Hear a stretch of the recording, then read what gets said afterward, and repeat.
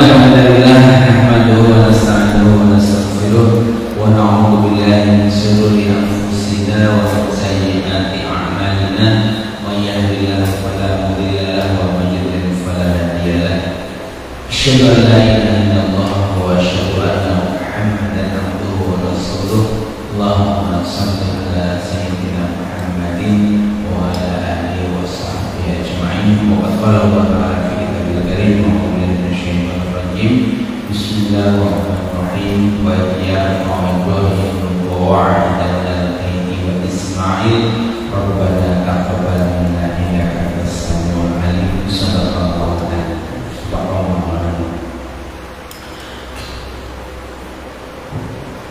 Masyaallah muslimin, jemaah salat subuh Masjid Al-Qurba yang dirahmati Allah Subhanahu wa taala, wabil khusus Bapak Ketua Dewan Suro Bapak Ustaz Khairul Anam, Bapak Ketua DKM, Bapak Roman dan semua hadirin yang sebutkan satu persatu. Puja dan puji syukur kita panjatkan kepada Allah Subhanahu wa taala yang pada pagi hari ini memberikan kesempatan kepada kita untuk kembali mengadakan pengajian pekanan kita. Semoga niat baik kita, langkah kaki kita, hidupnya kita mendengarkan pengajian pada hari ini dicatat sebagai ibadah insya Allah Subhanahu wa taala. Amin ya rabbal alamin. Salawat dan salam semoga Allah limpahkan kepada junjungan kita Nabi Muhammad Sallallahu alaihi wasallam beserta keluarga, sahabat dan para pengikutnya di istiqomah hingga akhir zaman. Bapak sekalian, pada pekan-pekan bulan-bulan terakhir, 2 bulan terakhir, saya kembali mengajak Bapak sekalian untuk mengkaji, membaca kembali sejarah Nabi dari ketika beliau lahir. Setelah 5 tahun, 6 tahun yang lalu ini, kita coba kembali memperhatikan hal-hal yang terlupakan oleh kita semua. Di 2 bulan sebelumnya kita mengambil kesimpulan dari kelahiran Nabi Muhammad Sallallahu alaihi wasallam sampai beliau ditinggalkan oleh kakeknya, bahwa Nabi Muhammad Sallallahu alaihi wasallam itu tidak mendapatkan pendidikan di masa kecil dari orang-orang terdekatnya, sehingga dari orang-orang yang menuduh Nabi Muhammad SAW itu belajar agama dari bapaknya, dari kakeknya, dari ibunya untuk menjadi agama Islam, untuk diajarkan dan ngaku-ngaku sebagai Nabi, itu gugur, nggak bisa dituduh dia nggak diajar ini. Berarti agama ini datangnya dari Allah SWT. Apalagi beliau kemudian tidak bisa menulis dan tidak bisa baca, jadi nggak bisa nyari Google, itu nggak bisa gitu, baca nggak bisa, apalagi juga ada Google. Nah, kemudian di bulan yang lalu kita membahas bagaimana ketika Nabi Muhammad SAW di usia setelah ditinggal kakeknya ikut pamannya berniaga, berdagang. Ketika beliau ikut berdagang, kemudian diperhatikan oleh salah seorang pendeta, ada miliknya Bukhairah, ada miliknya Babiro yang kita kenal itu, dan kemudian dikatakan kepada Abu Thalib, siapa anak ini? Abu Thalib jawab, anakku. Kemudian pendeta mengatakan, nggak mungkin itu anakmu, karena harusnya anak ini sudah yatim. Kemudian dijelaskan bahwa ternyata di kitab yang dibaca oleh pendeta tadi akan Nabi di akhir zaman bahwa dengan ciri-ciri dia yakin kita tidak punya ayah, tidak punya ibu, kemudian kalau berjalan dinaungi oleh awan gitu. Nah, pertemuan bulan yang lalu ini meyakinkan kepada kita semua bahwa sebenarnya cerita kenabian Nabi Muhammad SAW itu sudah ada di kitab Injil maupun Zabur yang pada saat itu menjadi pegangan orang-orang Nasrani. Bahkan orang-orang Yahudi sebelum turun Nabi Muhammad SAW yang selalu bertengkar antara Bani Quraidah, Bani Nadir dengan suku bangsa Arab itu, dengan Khazraj dan Aus itu, kalau mereka bertengkar itu kemudian mengatakan kalau bahasa Jawanya titeni mengkonek apa Nabi turun kalian jadi ya, tunggu ya nanti kalau Nabi turun kami dapat Nabi kalian akan kami habisi. Kenapa? Karena dalam mereka yakin bahwa akan turun Nabi di kalangan mereka. Karena Nabi dari zaman Nabi Ibrahim, Ishak itu jalurnya Nabi Ishak Bani Israel semua. Tetapi ternyata Nabi yang terakhir turun adalah keturunan Nabi Ismail dan mereka ganti sehingga tidak mau mengakui.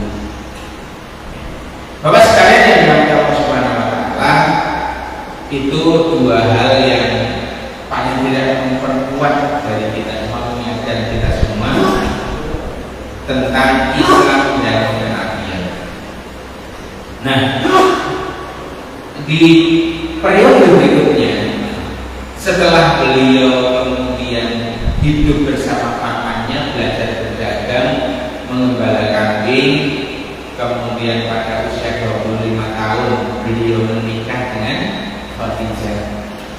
Itu kemarin banyak kita bahas ketika kita membaca sejarah kehidupan Khadijah radhiyallahu anha. Sehingga pada pagi hari ini kita akan melanjutkan dengan setelah beliau menikah seperti apa. Setelah beliau menikah, Bapak-bapak sekalian yang dirahmati Allah Subhanahu Wa Taala, Nabi Muhammad SAW itu dikaruniai putra putri. Semuanya lahir dari Khadijah kecuali Ibrahim. Yang pertama anak Nabi itu bernama Qasim, sehingga namanya menjadi kunyah Nabi, yaitu Abdul Qasim. Jadi biasanya dalam tradisi Arab, seorang bapak itu dipanggil dengan panggilan nama anaknya, anak yang pertama. Sehingga kalau seperti saya itu di kalangan bangsa Arab itu berjuluk Abu Salman karena bapaknya Salman. Di Indonesia sebenarnya gitu-gitu juga ya. Jadi Bapak Salman, Bapak Haji. Karena biasanya yang disebutkan adalah anak yang pertama. Cuman bapak-bapak biasanya sekarang tergantung bergaulnya dengan siapa. Anaknya di sekolah anak yang kedua ya tahu bapaknya yang anak yang kedua. Cuman dalam tradisi Arab itu biasanya anaknya yang pertama yang dijadikan sebagai julukan. Qasim ini tidak tumbuh dan dewasa, jadi meninggal pada saat kecil. Kemudian setelah Qasim, Khadijah memiliki anak berturut-turut Zainab, kemudian Ruqayyah, kemudian Ummu Kulsum, Fatimah. Perempuan ya, laki-laki, perempuan, empat. Biasanya yang perempuan inilah yang kita kenal. Kenapa? Karena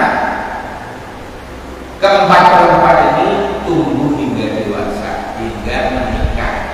Ya. Zainab, Ruqayyah, Ummu Kulsum dan Fatimah. Dan yang biasanya lekat oleh kita adalah Fatimah, karena Fatimah kemudian menikah dengan Ali bin Abi Thalib dan memiliki anak Hasan dan Husain. Sementara dari anak-anak yang lain tidak diketahui nasab yang sampai sekarang.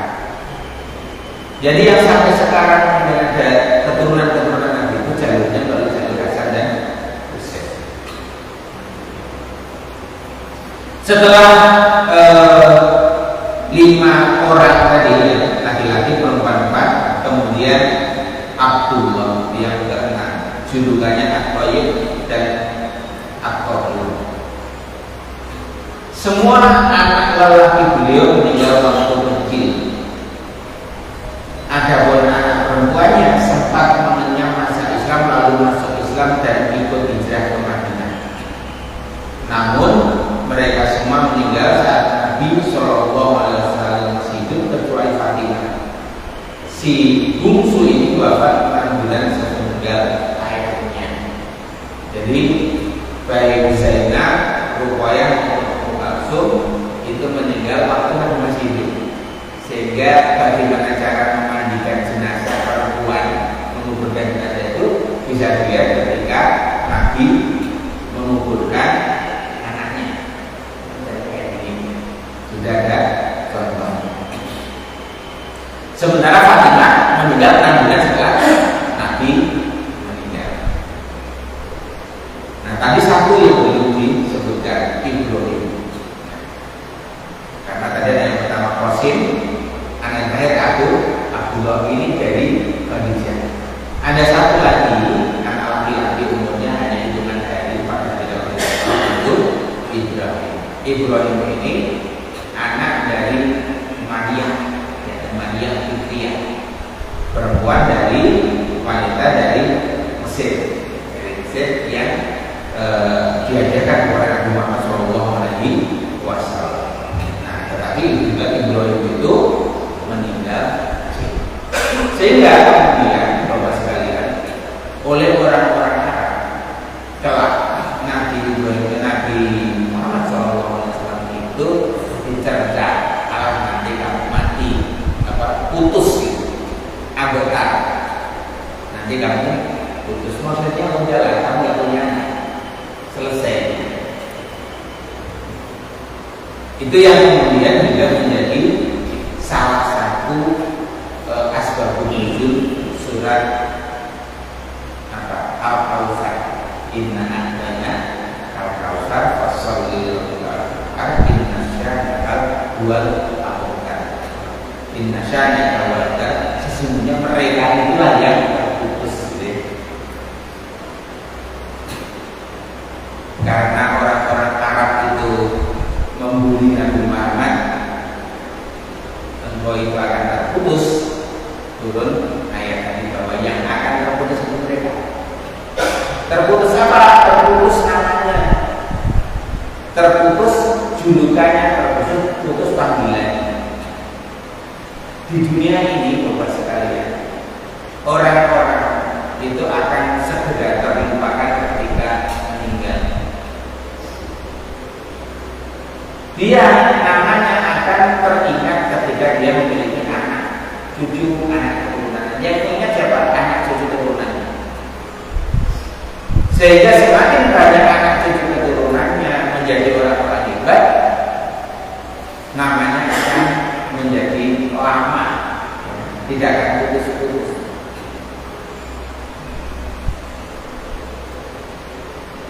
Nah, orang-orang yang menggunakan jalur keturunan laki-laki itu membuli Nabi Muhammad SAW, karena laki-laki pada mati semuanya. Udah biar aja, nanti juga selesai urusannya. Kalau dia sudah meninggal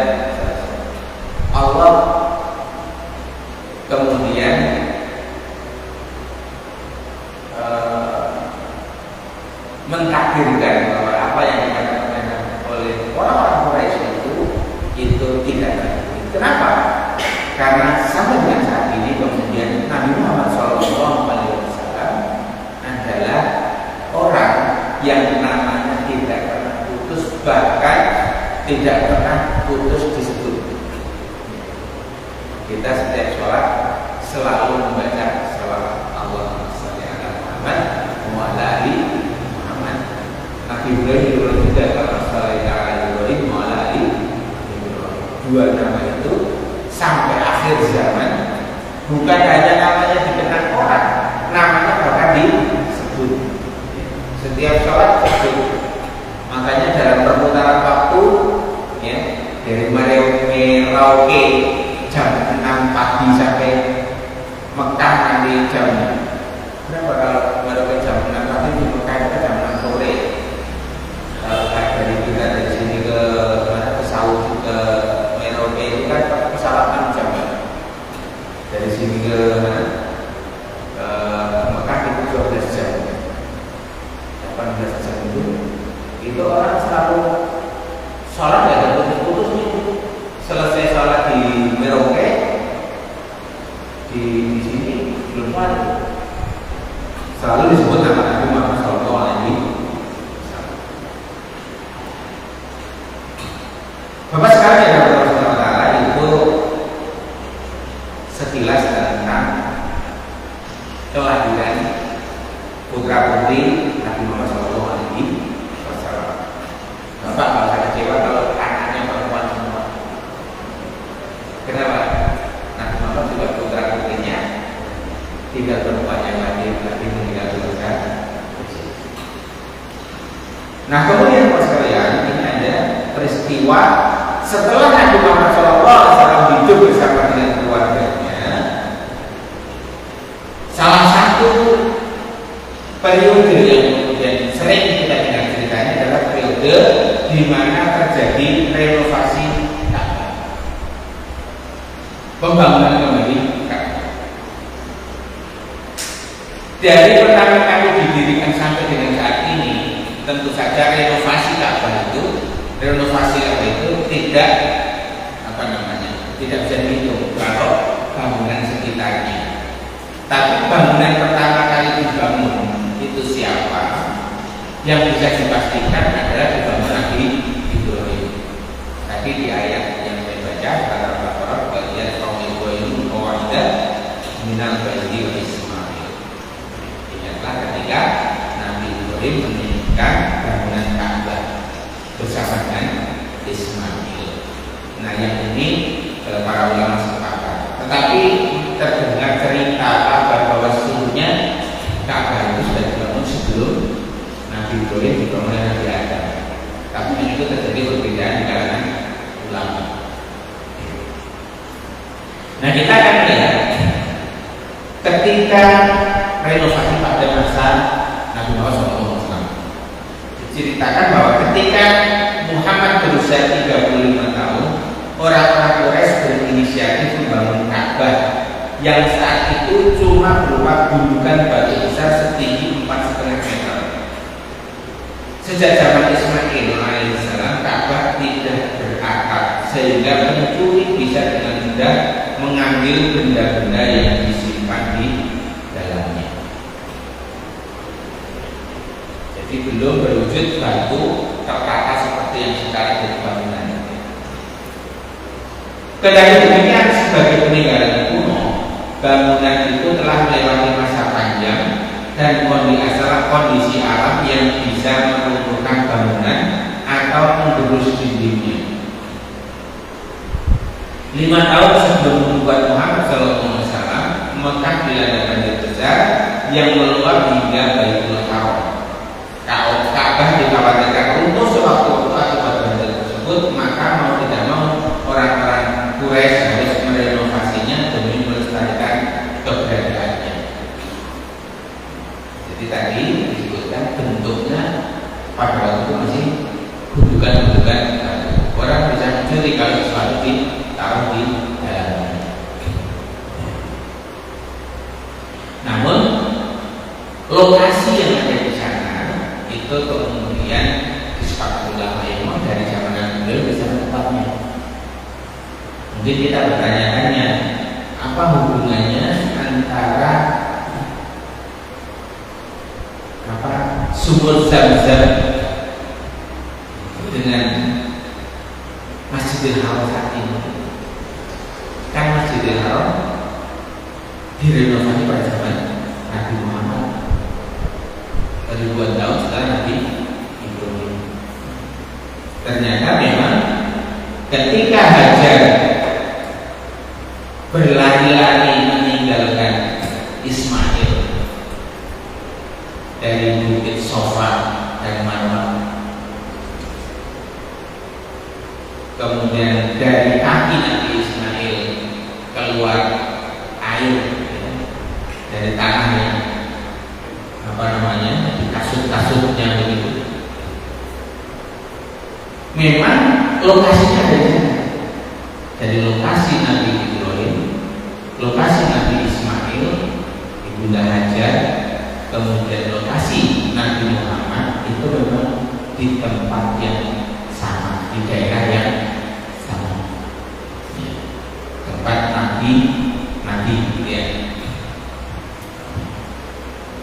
Sehingga kalau misalnya kita sekarang melaksanakan prosesi umroh ataupun haji, kita melakukan tawafnya di Ka'bah yang dibangun Nabi Ibrahim, direnovasi pada zaman Nabi Muhammad.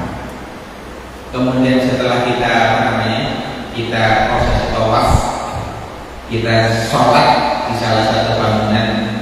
Saya nggak tahu sekarang masih ada nggak ya, sejenak kita kaca sholat di samping itu di makom Ibrahim, karena di dalam kaca itu ada tapak kaki,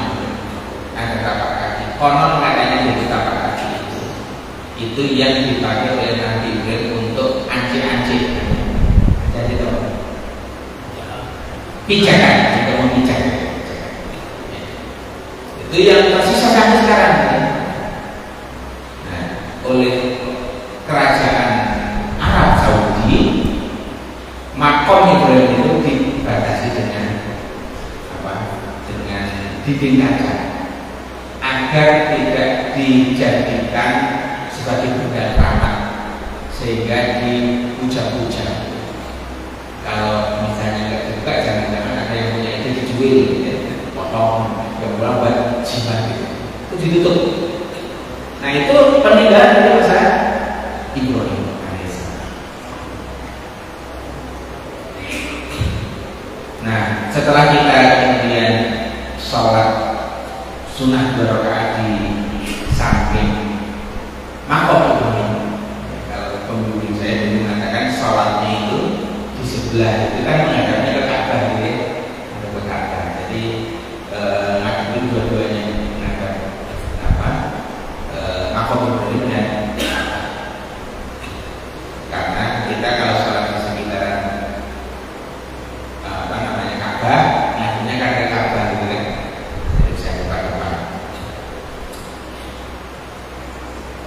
Nah setelah kita sholat 2 rakaat di makom Ibrahim, kemudian kita berjalan ke tempat sa'i, lari-lari dari Safa dan Marwah, yang mengikuti apa yang dulu terjadi pada Ibunda Hajar ketika mencari-cari air.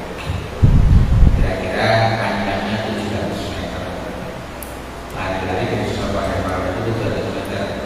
700 meter itu kalau kita sini dari Jalan Lembah sampai Jalan Raya sekitar 700 meter.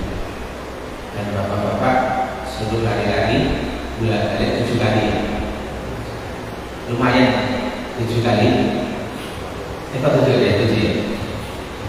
Berapa kilo? 4 kilo ya? Oke, kita lanjutkan bos sekalian. Orang-orang Quraisy pada waktu itu yang masih belum memeluk Islam, mengikuti Nabi Muhammad SAW karena belum diutus, sepakat untuk menggunakan sumber-sumber yang baik untuk dana renovasi. tidak boleh ada yang memasukkan uang hasil kezaliman atau hasil jual beli riba. Zaman dulu itu sudah dijaga. Ini mau bangunan nih, tempat sholat ya, tempat bangun masjid, bangun Ka'bah. Uang-uang yang tidak bersih jangan dipakai untuk bangun. Bahkan dikatakan dana dari riba juga nggak boleh. Ini namanya dijaga oleh orang-orang pada masa itu. Kalau sekarang kita kayaknya nggak sampai segitu tuh pembangunan masjid. Yang penting masuk saja lah gitu ya, nggak bisa meneliti satu-satu dan semuanya pengen bangun. Jadi orang yang baik banget, yang setengah baik, yang tidak baik, kurang baik, kalau urusan bangun masjid itu semuanya pengen bangun, pengen bantu. Karena apa? Karena ingin menjadikan hartanya itu membantu sebagai tempat ibadah. Dan mereka biasanya berusaha buat sebaik-baiknya. Makanya kemudian Bapak sekalian, ketika kita menghadapi beberapa peristiwa, ada banjir besar, masjidnya nggak runtuh.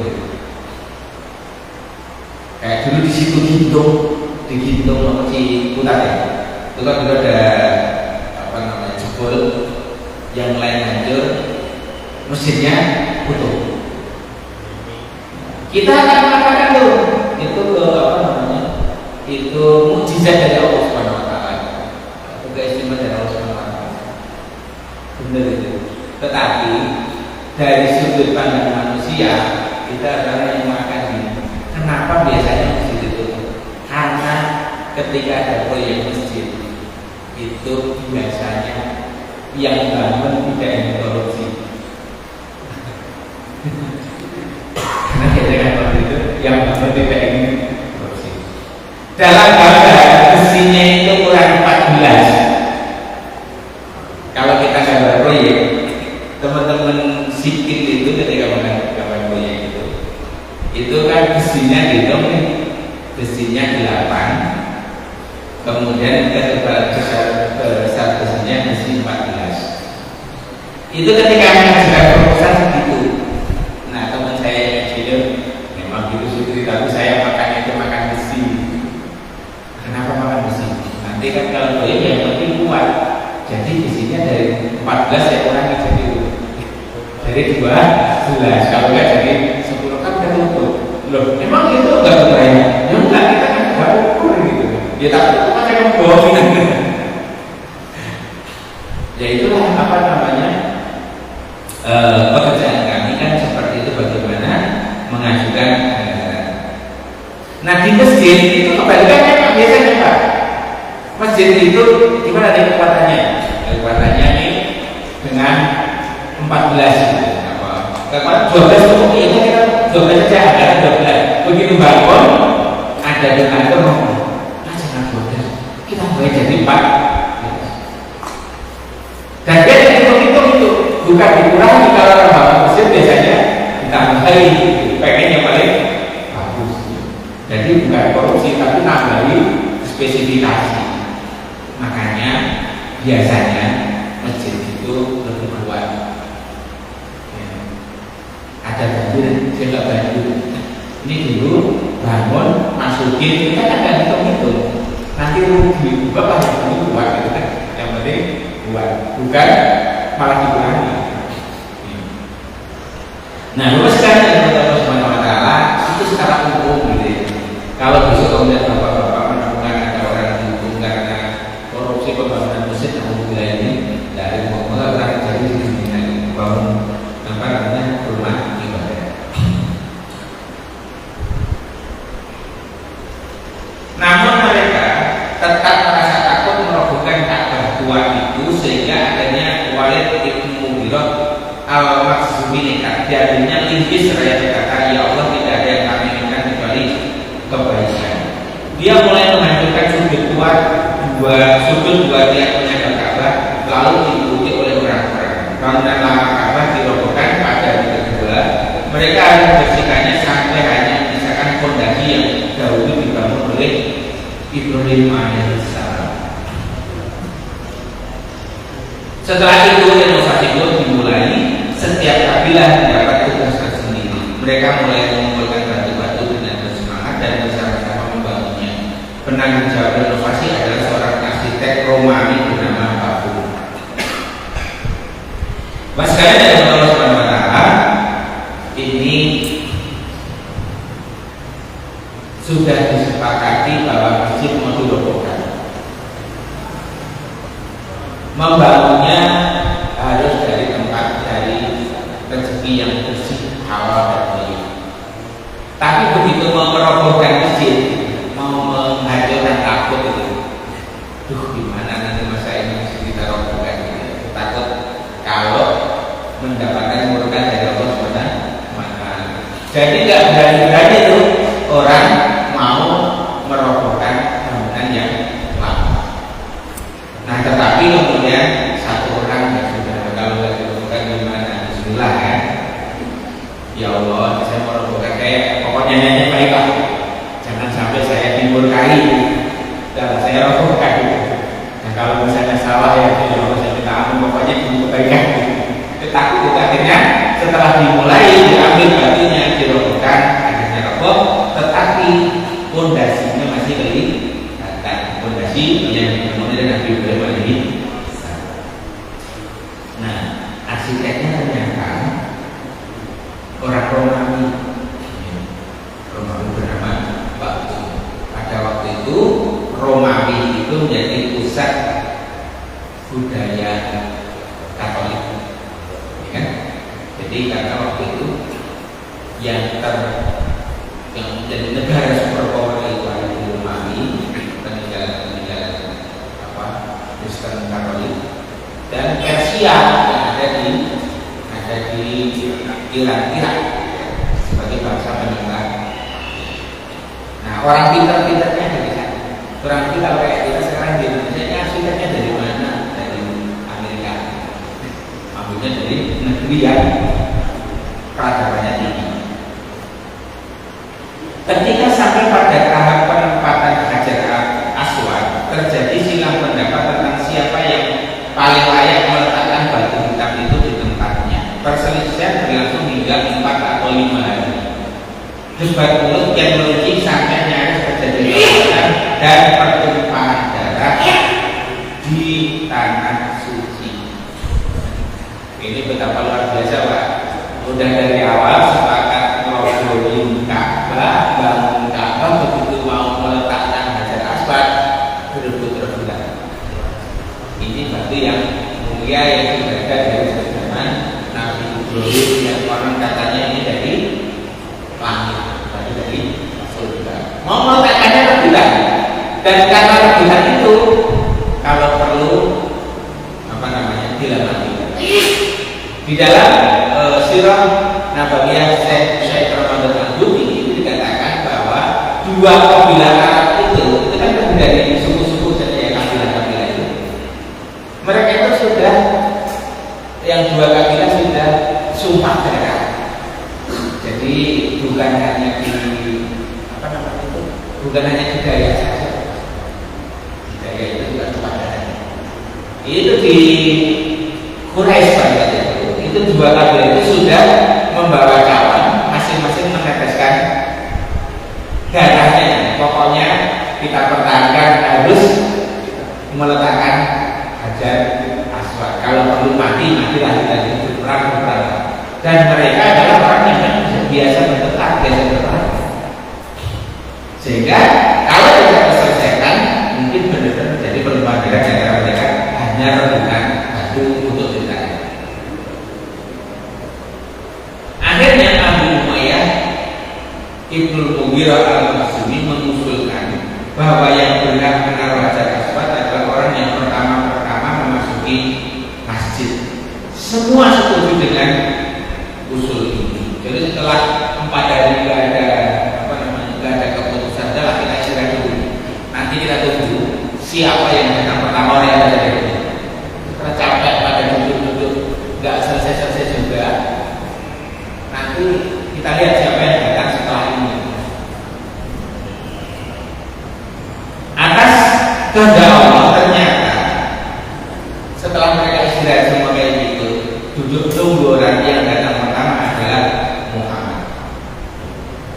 Begitu melihat Nabi Muhammad SAW, mereka berbisik-bisik, ini nih orang cocok gitu kan. Yang lain menimpali, kalau ini saya bisa terima, saya setuju dengan begitu kan. Lain lagi berkata, inilah. Jadi apa yang akan diputuskan selama berada ini, yang ditunggu berada yang diputuskan tadi bisa diterima dan Nabi Muhammad SAW menjadi orang yang baik. Bapak bisa bayangkan nggak seandainya yang datang itu salah seorang dari kabilah itu, dari kabilah yang bertengkar itu, dan bukan Nabi Muhammad. Mungkin akan mengatakan wah ini curang ternyata dari soal jangan-jangan kamu bersekongkol bikin ide kayak gitu. Tapi begitu Nabi Muhammad datang, mereka semua. Ini menggambarkan kepada kita semua bahwa Nabi Muhammad itu sudah memiliki bekal kepribadian yang baik sebelum menjadi nabi. Sehingga ketika terjadi perselisihan pendapat mereka sepakat Nabi Muhammad yang menyelesaikan. Nah, seperti mana yang biasa kita ketahui, maka dijelaskanlah kepadanya semua persoalan dan apa yang telah mereka sepakati. Muhammad lalu meminta sehelai kain, ditaruhnya Hajar Aswad di atasnya, dan dimintanya semua pemuka kabilah menggotongnya dengan kain itu. Setibanya di tempat yang dituju, Muhammad mengambil Hajar Aswad dan menaruhnya. Jadi kain yang diletakkan semua medamin diangkat pada Nabi Muhammad yang meletakkan Hajar Aswad itu di tempatnya. Inilah solusi yang kemudian diterima oleh semua pihak. Dan sekalian yang Allah Subhanahu wa taala, kecerdasan Nabi Muhammad SAW inilah yang seringkali dilupakan oleh umatnya. Nabi Muhammad itu sosok yang cerdas. Tidak mungkin orang memiliki ide seperti itu kalau tidak dikaruniai kecerdasan yang tinggi. Dalam situasi baru datang ini ada masalah kayak ini, kemudian mikir gimana ya caranya agar tentang itu kan? Nabi Muhammad bisa menyelesaikan itu karena beliau memiliki sifat fakoh, sidik, amanah, tabligh, fakoh. Kecerdasannya beliau. Orang-orang Quraisy kehabisan dana untuk membangun Ka'bah yang mengandalkan penghasilan mereka yang baik. Tidak sampai selesai. Mereka terpaksa menyisakan 6 hasta di sisi utara, yaitu yang disebut Al-Hijr atau Al-Hatim. Ternyata itu letaknya utara, Pak. Bapak-bapak kan lihat itu yang bangunan setengah meter ya, gini ya, 1 meter itu, keliling itu. Yang lonjong itu yang disebut dengan Hijr Ismail. Nah, jadi kalau kita lihat kembali bangunan Ka'bah itu kan dia kotak gitu, kotak. Tapi dimensinya itu lonjong gitu. Yang lonjong ini tidak tertutup atasnya. Dia hanya 1 meteran tingginya. Orang berebut sholat di sana, masuk tuh. Mau sholatnya sempurna nggak sempurna yang penting masuk. Walaupun kita sujud itu memilih di mana nggak mengenai mata orang, karena kita masalah di banyak orang pada rebutan. Nah, mengapa itu menjadi istimewa sholat di sini? Karena aslinya dulu dia itu bangunan di dalam Ka'bah. Kan kita mau masuk Ka'bah nggak bisa. Nah, sekarang ada bangunan kota ini tertutup rapat, tidak tertutup rapat, kita nggak bisa masuk. Terus ada yang dulu bekas pondasinya dulu begini nih, pondasinya begitu kan. Nah, sekarang kita berupaya agar bisa sholat di Hijr Ismail biar sama dengan sholatnya di dalam Ka'bah. Kan ini dulu dalam Ka'bah sekarang sekitar 1 meter. Nah, kita biasanya berupaya ya, walaupun hanya sekali umroh atau haji itu masuk ke sana, walaupun misalnya ya jam 2 malam, jam 1 malam atau jam 3 malam, karena tidak akan sepi kecuali masa pandemi bisa berhenti gitu, nggak bisa ke sana ya. Nah, itu karena juga sekarang kenapa kok Hijr Ismail itu jadi rujukan orang-orang, karena itu bangunan Pintu Ka'bah ditinggikan sekitar 2 meter agar tidak mudah dimasuki kecuali oleh orang yang tertentu saja yang diperbolehkan. Kita nggak pernah masuk Ka'bah ya. Kan Ka'bah itu pintunya tinggi kan? Jadi kalau bapak-bapak itu keliling Ka'bah itu nanti di ujung pojokan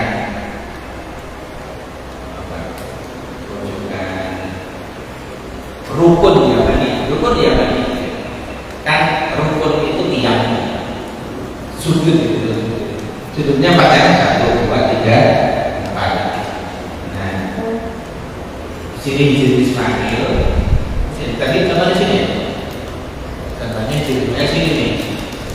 Di sini rukun Yamani itu sini ya. Nah, kita sholat dari sini di rukun Yamani, sholat di Hijri Ismail, keluar, terus melipir di sini ya, melipir di sini ini tempat Hajar Aswad. Orang perbukan mencium Hajar Aswad, ngantrinya sudah dari sini. Ya, nanti dari sini sampai perbukan pengen mencium Hajar Aswad. Hukumnya apa Pak? Mencium Hajar Aswad sunnah saja, nggak wajib. Nggak mencium juga mau. Umar bin Khattab itu ketika mencium Hajar Aswad itu cukup ya. Kami itu cuma batu hitam. Kalau Nabi juga nyium kamu, aku gak akan nyium kamu. Jadi bukan batunya yang batu keramat kemudian dia disembah-sembah, bukan. Mencium itu karena mencium Nabi itu. Jadi saya mengikuti Nabi. Kalau nggak bisa pun ya nggak apa-apa, tetap sah. Makanya kalau kita tawaf itu dari rukun Yamani itu kemudian kita jalan subhanallah walhamdulillah wa la ilaha illallah wa akbar, subhanallah walhamdulillah wa la ilaha illallah wa akbar, subhanallah walhamdulillah wa la ilaha illallah wa akbar, sampai situ muter. Di sini karena misalnya nggak sedang ini Hajar Aswad kan keliling rasanya. Nah, begitu sampai di lampu hijau di sini disorotkan di juga, ujung jalan dalam itu. Di sudut ini lama, ya. Berdasarkan ini di sini ada ribuan malaikat yang mendoakan orang-orang yang ada di sana. Ribuan malaikat ada di sana.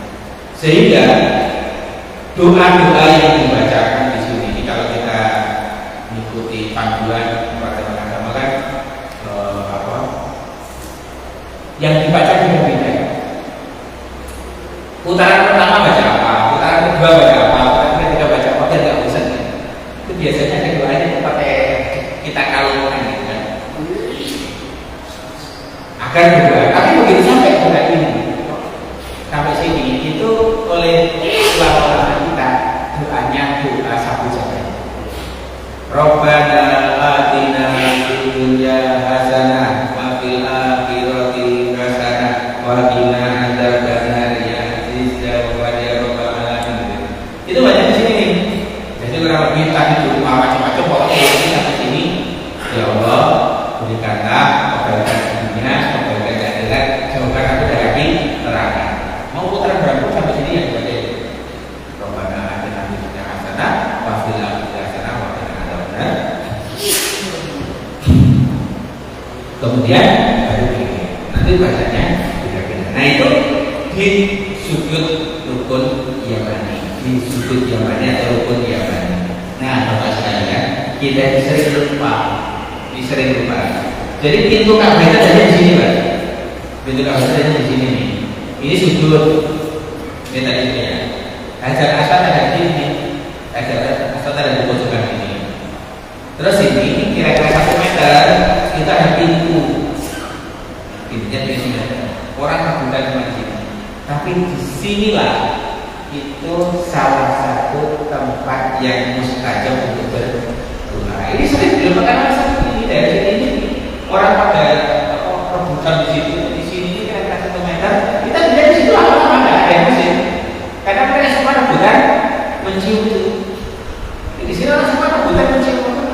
mencium bacaan satu meteran ini nggak banyak.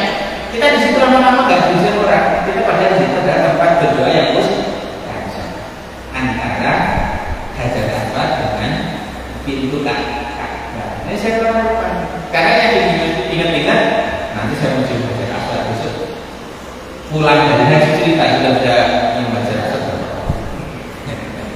Maksudnya itu kan ini ada ini dari tempat mustajab. Jadi di Mekah Madinah itu salah satu tempat yang mustajab berdoa ada di jarak antara Hajar Aswad dan Ka'bah. Kalau nanti di Madinah itu di Rawdah itu taman-taman surga. Letaknya adalah masjid aslinya, masjidnya Nabi Muhammad SAW sebelum diperluas. Kalau sekarang di sana dibedakan. Saya nggak tahu kalau waktu ke sana ke Mekah itu, ke Madinah itu dibedakan karpetnya jadi karpet hijau. Kalau yang lain merah-merah di tempat itu hijau. Jadi begitu. Kalau sekarang sudah diatur, kalau sekarang katanya diatur persis apa jam-jamnya orang masuk nanti keluar. Kalau dulu saya bukan. Jadi misalnya masuk dari sana, orang itu nggak bisa langsung masuk kalau begitu. Umpet-umpetan dari belakang, tapi orang itu sudah seperti terkomando. Begitu ada orang sudah nginjek karpet hijau itu nggak didorong-dorong, nggak berani. Di luar itu belum kan, begitu nginjek karpet hijau, orang nggak akan dorong dia. Apa yang dilakukan? Ya, sholat dulu 2 rakaat. Begitu sholat 2 rakaat, depan sama kan apa namanya? Keluar kan, maju 1 meter, sholat lagi 2 rakaat. Nanti pergi yang maju lagi sampai ujung depan, keluar, kasihan enggak? Nah itu lokasi tempat di mana doa-doa makbul kita panjatkan. Tatkala tinggi bangunan telah mencapai 15 hasta, mereka menyanyi atapnya dengan 6 buah tiang. Sekarang sudah kelihatan tiangnya karena sudah menjadi bangunan rata. Dan sekarang tertutup ya, ada namanya atasnya ada atapnya, walaupun tidak kelihatan ada saluran airnya. Kalau airnya hujan turun dia mengalir. Kalau asal masanya dia tidak tetap. Pada masa Nabi Muhammad itu sudah mulai diberikan. Nah, Bapak sekalian yang Allah Subhanahu wa taala, itu gambaran sejarah bagaimana Nabi Muhammad SAW terlibat di dalam pembangunan renovasi Masjidil Haram. Dan kemudian Ka'bah itu setelah Nabi sempat dilakukan pembangunan perbaikan beberapa kali. Tapi pada masa Yazid itu nanti dilakukan pembangunan. Tetapi bangunan luarnya yang seputaran itu tentu saja mengalami renovasi berkali-kali. Sampai sekarang kemarin kalau nggak salah kajian minggu yang lalu, Ustaz Priyanto menerangkan tentang kiblat ya. Jadi Ka'bah itulah tempat bagaimana di mana kita menghadapkan wajah. Kalau orang di dalam Masjidil Haram, maka ngadepnya ke Ka'bah. Kalau orang yang di luar Masjidil Haram, ngadepnya ke Masjidil Haram yang ada di Mekah. Kalau orang di luar kota Mekah, ngadepnya ke kota. Dan di sana karena Mekah itu, karena Ka'bah itu menjadi pusat ibadah di Arab Barat, semua keramik tegel di luar Ka'bah itu memutari arah, nggak tahu sampai berapa ratus meter. Jadi kalau kita terlambat sholat itu jarak 500 meter, mau sholat itu udah tahu tegelnya kayak gimana. Allah Bapak sekalian, itu saja untuk sejarah bagaimana Muhammad SAW pada hari ini. Semoga bermanfaat untuk kita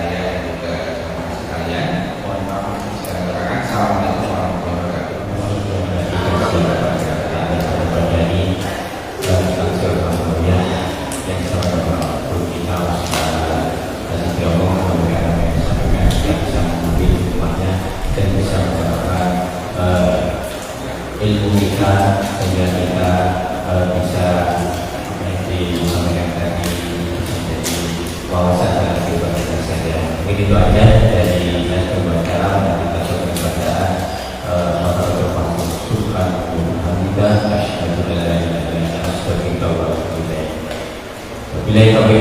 Assalamualaikum warahmatullahi wabarakatuh.